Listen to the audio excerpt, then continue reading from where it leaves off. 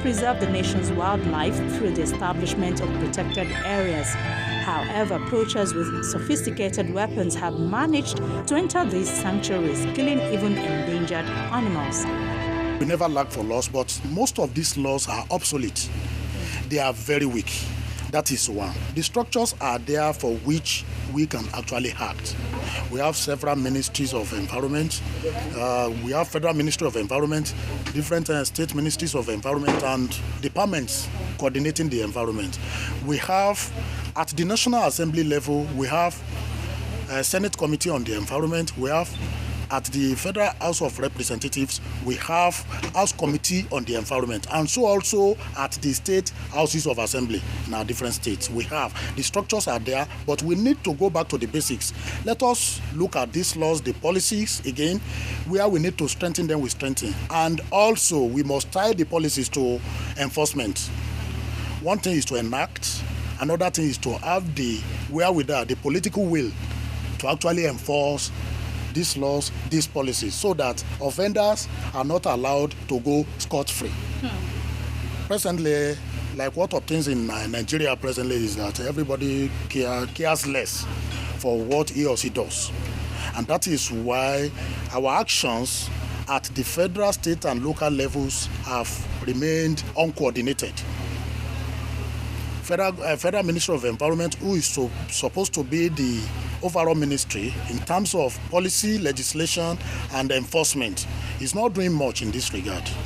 And that is why most of the states' ministries of environment are at best doing their own differently. There has to be a national policy, review of national policy on the environment, strengthened, promoted, encouraged, and disseminated to people so that you and I will know what we stand, our roles, responsibility in the context of the policy and enforcement. Cross River is the only major biological hotspot left in Nigeria with its abundant primary rainforests. However, this position may be lost due to human activities. The Cross River gorillas were once common in some parts of southeastern Nigeria, but their populations have declined as farming and fire have damaged their forest homes. Cross River National Park, created in 1991 from existing forest reserves, provides important gorilla habitat. Some of the park's reserves date to the 1930s, when established communities were permitted to remain inside the forest and a series of enclaves were created to accommodate them. Elephants, which once roamed across Nigeria, live only in a few protected areas today. Major carnivores in Nigeria include leopards, as well as African wild dogs and lions. Both threatened species are declining across the continent.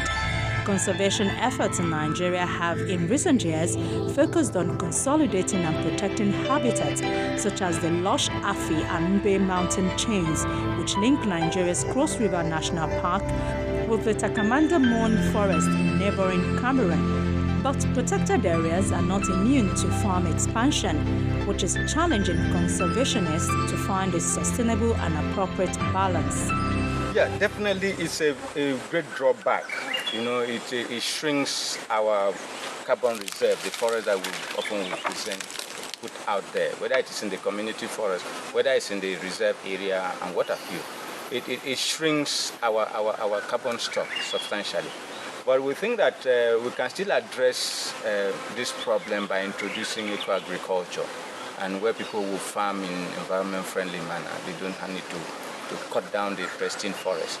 We have bush, we have other places like secondary forest. We can restrict our farming activities in that area.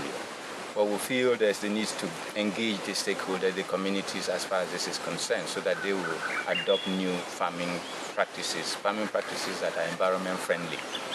The incentives provided by nature can enable people to have innovations in new technology, in building enterprise based on the reality of natural resources we have, and not only exploiting, cutting log.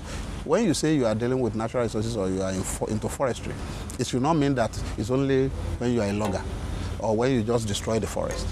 You can still use the same set of trees, you collect fruits from them, you package them into use and you sell them into the city. You can live on that.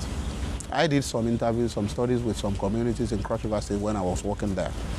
And I asked him what is the value. I asked some people in the community, what is the value of forest to them? They say forest is valuable to them because they depend on it for their local environment in the village.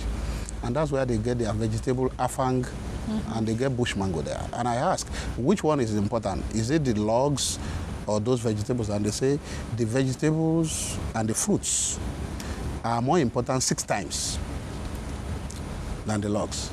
And I asked why. They say the logs doesn't belong to them because they don't get the money. It is the man in the city who get the money to buy the machine, to buy the chainsaw, that benefit from the logs.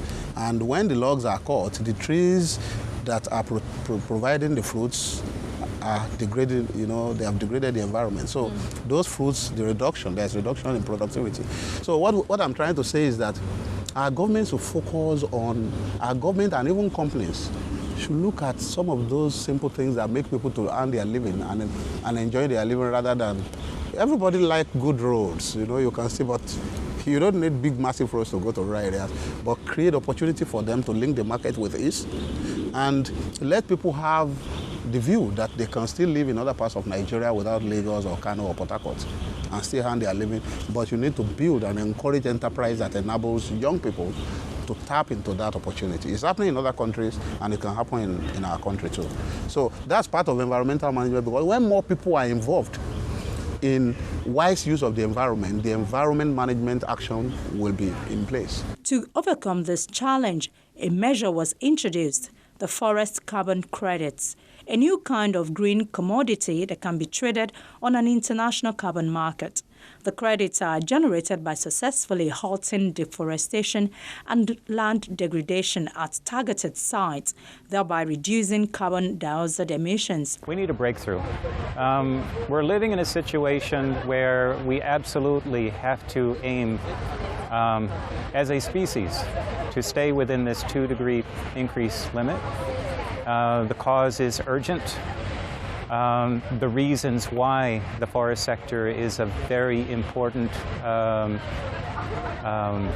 early approach to climate change mitigation, it's rather obvious. And yet we are not moving forward in the way that we should be. So what do we need? It would help tremendously if we were to have a binding international climate change agreement in Paris in 2015.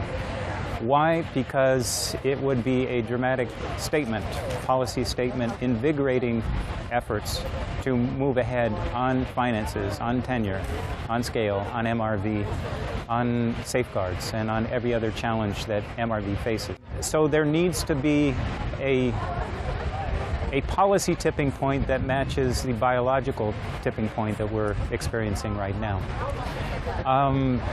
In order for that to happen, we need to have people, civil society, voice their concerns about climate change, inform themselves, and understand that forest-based climate change mitigation is an option, but it's only a realistic option if there is a groundswell of civic concern that puts pressure on politicians, on governments, and exerts from the ground up the political will that's necessary for REDD to become what it was meant to be.